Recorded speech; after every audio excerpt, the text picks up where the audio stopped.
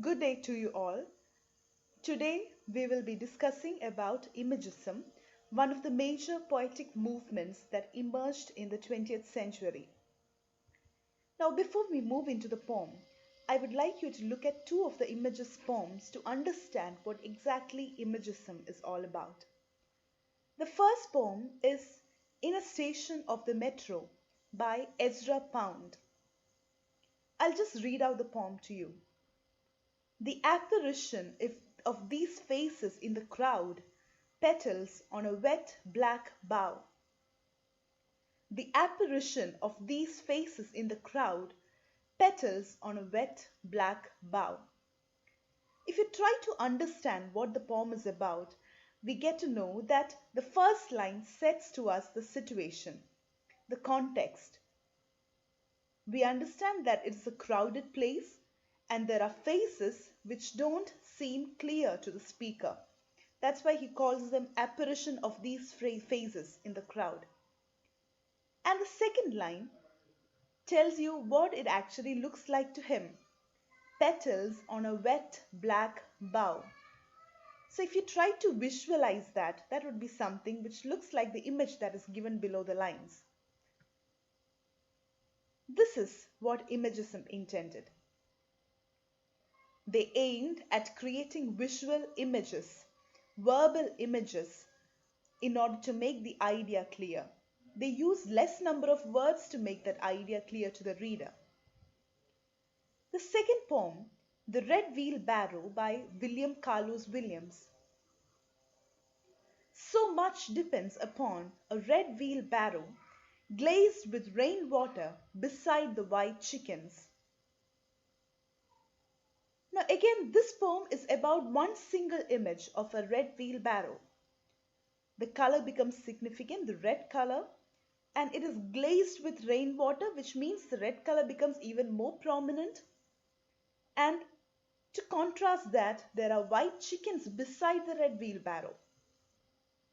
So again, this poem, a very short four-lined poem, talks about a single object, a single image, and that is very beautifully presented in just 4 lines.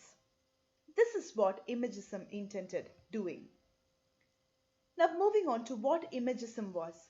Imagism was an early 20th century movement of the American and English poets. It began in 1912. T.E. Hume, one of the major proponents of Imagism, talks about images in these lines. I quote, "Images in verse are not mere decoration, but the very essence." So as he says, if you recall the other two poems we looked at in the beginning of this session, we understand that the images are not merely decorations. They're not used for a decorative purpose, but they form the very essence, they form the very crux of that poem. Now, the founder of Imagism was Ezra Pound. And Imagism emphasized clear and direct language. So, a visual image is made into a poetic statement. Poetry becomes a verbal image. Poetry becomes a clarity. Poetry becomes clear in terms of the image it presents.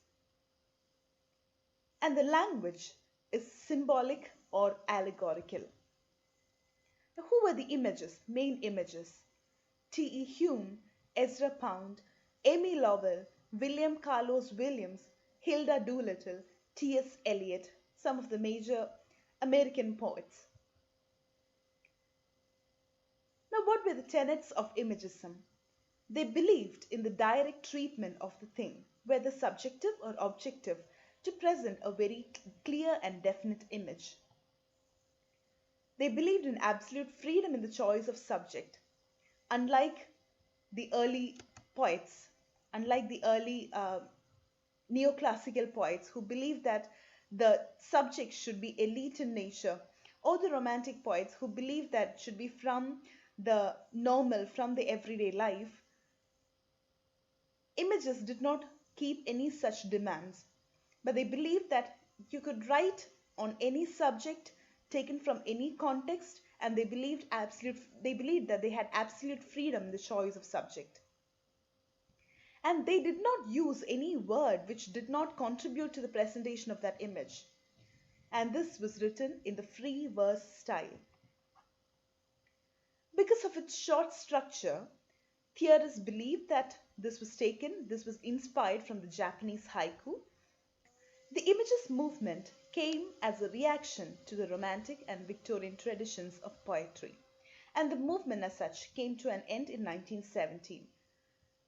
There were issues among the Imagists because he found that Amy Lowell was becoming prominent in this area, and he uh, derogatory called her Imagism, similarly sounding to Imagism, and then it slowly changed to Vorticism. And this continues to exist as a poetic technique even today. So Imagism becomes a poetic technique rather than a prominent movement. As we conclude the session on Imagism, I would like to bring to your notice a poem, Separation by W.S. Merwin. The lines go like this: Your absence has gone through me like a thread through a needle, and everything I do is stitched with its color. Here again, it is a single image of the absence of a dear one, which is felt by the poet as a thread through a needle, and feels that everything that he or she does reinstates the absence of the beloved. Now, this is how Imagism works now as a poetic technique. So, just to wind up, we looked at what Imagism was, we looked at the tenets of Imagism, we looked at the major images and a few examples of Imagism. I hope you enjoyed the session. Thank you.